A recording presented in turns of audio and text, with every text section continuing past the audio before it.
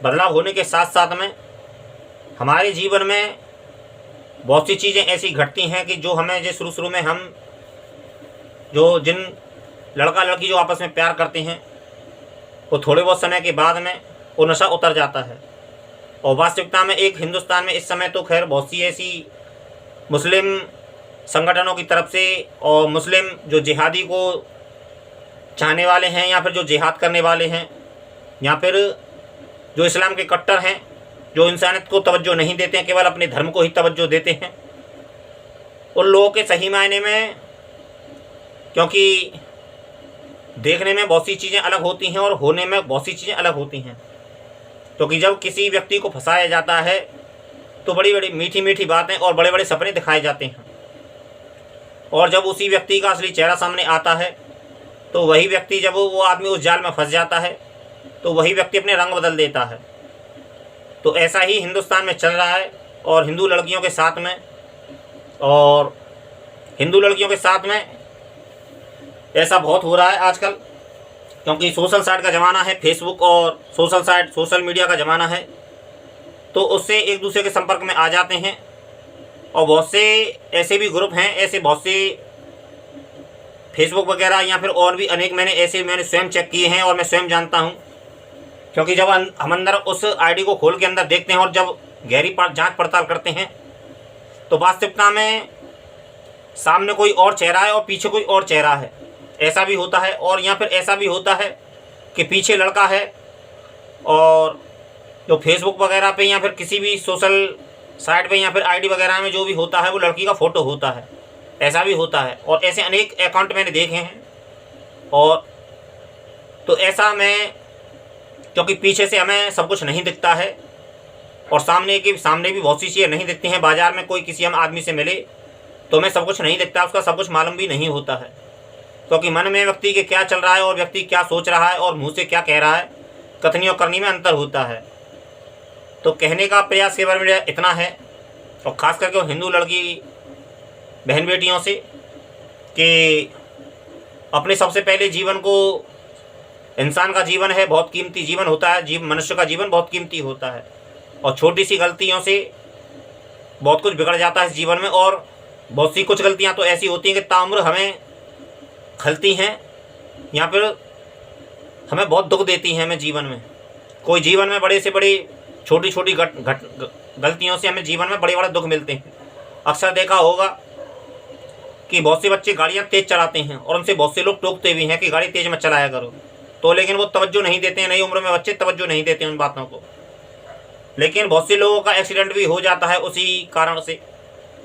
और या फिर बहुत से लोग पीकर गाड़ी चलाते हैं, शराब पीकर गाड़ी चलाते हैं, नशा करके गाड़ी चलाते हैं, तो उन लोगों से भी लोग सलाह देते हैं कि पीकर गाड़ी ना चलाया करो। तो दुर्घटना घटने से पहले यदि कोई व्यक्ति तेज़ चलाता है और उसको कोई कहता है कि गाड़ी धीमी चलाया करो, तो इस व्यक्ति को इंसान को समझना चाहिए, इन बातों को, इन बच्चों को समझना चाहिए। और क्योंकि दुर्घटना घटने के बाद में कुछ नहीं हो सकता है। यदि हम तेज़ गाड़ी चलाते हैं और हमारा कहीं एक्सीडेंट हो गया, हमारी टांग टूट गई, तो उसके बाद में कुछ नहीं हो सकता है। यदि हम धीमी स्पीड में गाड़ी चलाते हैं और धीमी स्पीड में गाड़ी चलाते हैं और कोई कारण से, किसी कारण से सामने कोई आ जाए या फिर अनबैलेंस हो जाए, तो हम संभल सकते हैं, संभलने का मौका रहता है उसमें, लेकिन उसमें मौका रहता है संभलने का। लेकिन यदि एक्सीडेंट हो जाए और एक्सीडेंट हो जाने के बाद में टांग टूट जाए या फिर हाथ फ्रैक्चर हो जाए या फिर कुछ और भी ज़्यादा भी चोटें आ जाती हैं, तो उसके बाद में फिर नहीं संभला जा सकता, क्योंकि संभला दुर्घटना से पहले जा सकता है। और मैं उस माता पिता के बड़ा एक कमी खलती है कि वो माता पिता या फिर वो भाई अपनी बहन के बारे में क्या सोचते होंगे। उन्होंने कितने अरमान बना के रख रखे होंगे कि अपनी लड़की की शादी करने उस भाई के बहन ने बड़े कितने ख्याल रखे होंगे। और बड़ी मुश्किल से यह उन्होंने फैसला किया होगा कि जिंदा इंसान का पिंडदान या फिर मृत्यु भोज देना, ये बड़े अचरज की बात है। लेकिन उस परिवार ने जो संदेश दिया है समाज को या फिर उन बहन बेटियों को, ये ठीक भी है, ये एक तरीके से गलत भी है और एक तरीके से ठीक भी है। गलत इस तरीके से है कि जिंदा इंसान का मृत्यु भोज नहीं दिया जाता, पिंडदान नहीं किया जाता है। और सही इसलिए है कि उन बहन बेटियों को इतना देखने के बावजूद भी श्रद्धा के साथ में क्या हुआ, या फिर साक्षी के साथ में क्या हुआ, या फिर और भी बहन बेटियों के साथ में, जाने कितनी बहन बेटियों के साथ में क्या क्या हुआ है, यदि और इन चीज़ों को देखना है और समझना है तो सोशल साइट पे जाओ, गूगल पे जाओ, यूट्यूब पे जाओ, तो बहुत सी वीडियो मिल जाएंगे और बहुत सी घटनाएं तुमको मिल जाएंगी और बहुत सी न्यूज़ मिल जाएंगी तुम्हें, जिन जिन हिंदू बच्चों के साथ में जो जो दुर्घटनाएं हुई हैं। और जिसे तुम प्यार समझते हो वो प्यार नहीं, वास्तविकता में एक छलावा होता है, एक कपट होता है इंसान का। क्योंकि भारत में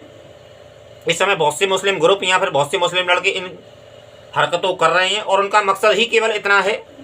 कि हिंदू बहन बेटियों को अपने फंसाना, अपने प्रेम के जाल में फंसाना